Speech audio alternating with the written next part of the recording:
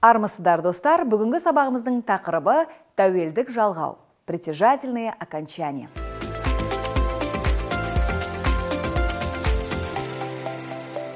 В казахском языке притяжательные окончания обозначают принадлежность. Местоимение «менің» переводится «мой», «моя», «моё», так как в казахском языке отсутствует категория рода. Когда говорим «менің», добавляем окончание «м»,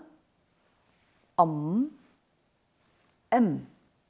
Если в конце слова гласный звук, то добавляем окончание «м». Местоимение «менің» может опускаться, так как окончание «м» уже показывает принадлежность. Например, «менің анам», «моя мама». Анам. «Менің әкем», «мой отец». Әкем. «Менің атам», «мой дедушка». Атам. «Менің әжем», «моя бабушка». Әжем. «Менің балам», «мой ребенок». Балам. «Менің отбасым», «моя семья».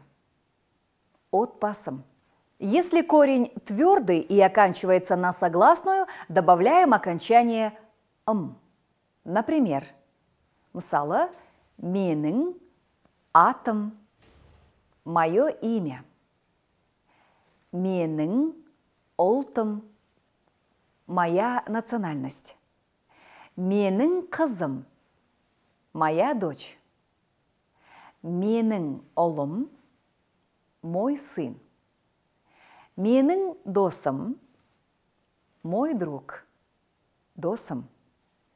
Если корень мягкий и оканчивается на согласную, то добавляем окончание «м». Например, мысалы, «менің үйім», «мой дом». Үйім. «Менің дәптерім», «моя тетрадь». Дәптерім. «Менің киімім», «моя одежда». Киімім. «Менің пәтерім», «моя квартира». Пәтерім. Местоимение «сенің» переводится «твой», «твоя», «твое». Принцип добавления окончаний точно так же, как с местоимением «менің», только буква «м» меняется на букву «ң».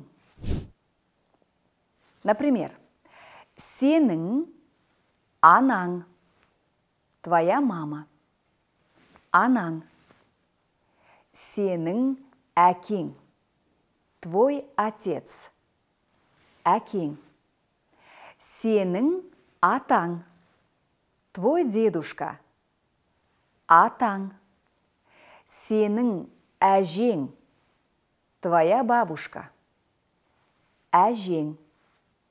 «Сенің балаң», «твой ребенок».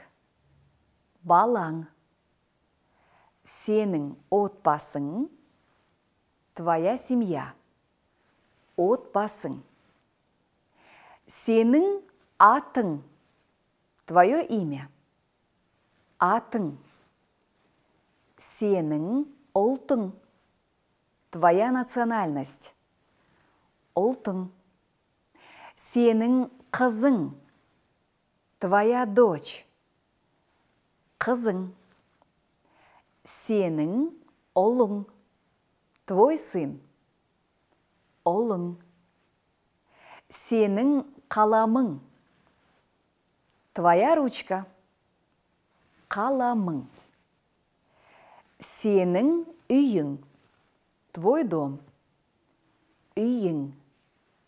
«Сенің дәптерің», «твоя тетрадь». Дәптерің. «Сенің киімің», «твоя одежда». Киімің. «Сенің пәтерің», твоя квартира. Пәтерің. Местоимение «сіздің» показывает форму вежливости и переводится «ваш», «ваша», «ваше».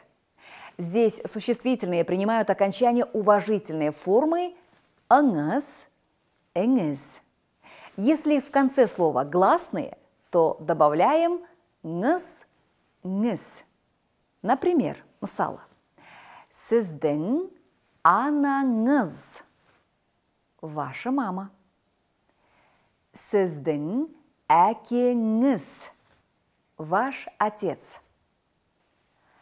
Сіздің атаңыз, ваш дедушка. Сіздің әжеңіз, ваша бабушка. Сіздің балаңыз, ваш ребенок. Сіздің отбасыңыз, ваша семья. Сіздің атыңыз, ваше имя, атыңыз. Сіздің ұлтыңыз, ваша национальность, ұлтыңыз. Сіздің қызыңыз, ваша дочь, қызыңыз.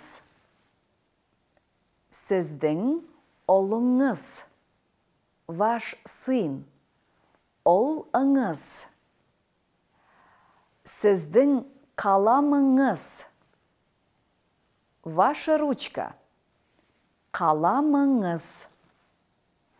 Сіздің үйіңіз, ваш дом, үйіңіз. Сіздің дәптеріңіз, ваша тетрадь, дәптеріңіз. Сіздің киіміңіз, ваша одежда, киіміңіз. Сіздің пәтеріңіз, ваша квартира, пәтеріңіз. Местоимение «оның» переводится «его» или же «ее». Если слово заканчивается на гласный звук, то добавляем окончание «с», «с», в зависимости от твердости или мягкости слова. Мысалы, оның атасы, его дедушка, атасы. Оның анасы, его мама, анасы. Оның баласы, его ребенок, баласы. Оның ағасы, его брат, ағасы. Оның әкесі, его отец, әкесі. Оның әжесі, его бабушка, әжесі. Оның інісі, его брат, інісі. Если слово заканчивается на согласный звук, то добавляем окончание «э», «э». Оның аты, его имя, аты. Оның ұлты, его национальность, ұлты. Оның қызы, его дочь, қызы. Оның ұлы, его сын, ұлы. Оның досы, его друг, досы. Оның үйі, его дом, үйі. Оның әйелі, его жена, әйелі. Оның күйеуі, ее муж, күйеуі. Оның көзі, его глаза, көзі. Оның әріптесі, его коллега, әріптесі. Если слово оканчивается на глухие согласные «к», «к», «п», то после прибавления притяжательных окончаний глухие согласные переходят в звонкие.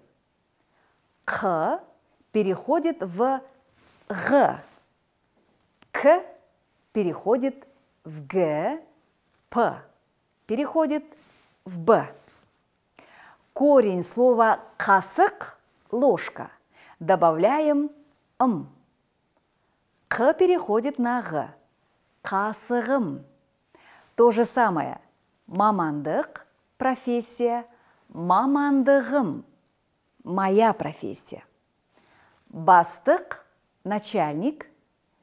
Сіздің бастығыңыз – ваш начальник. Орындық – стул. Оның орындығы – его стул. Көйлек – көйлегім. Здесь буква «к» переходит на букву «г». Көзілдірік – көзілдірігің. Здесь также буква «к» переходит на букву «г». Білезік – білезігіңіз. Здесь аналогичная ситуация. Переходим дальше. Жүрек – жүрегі. Здесь также повтором буква «к» переходит на букву «г». Мектеп – мектебім. Здесь буква «п» переходит на букву «б». Доп – добың. Замечаете? Такая же разница. Кітап – кітабыңыз. Здесь аналогично буква «п» переходит на букву «б». Итак, запоминаем окончание.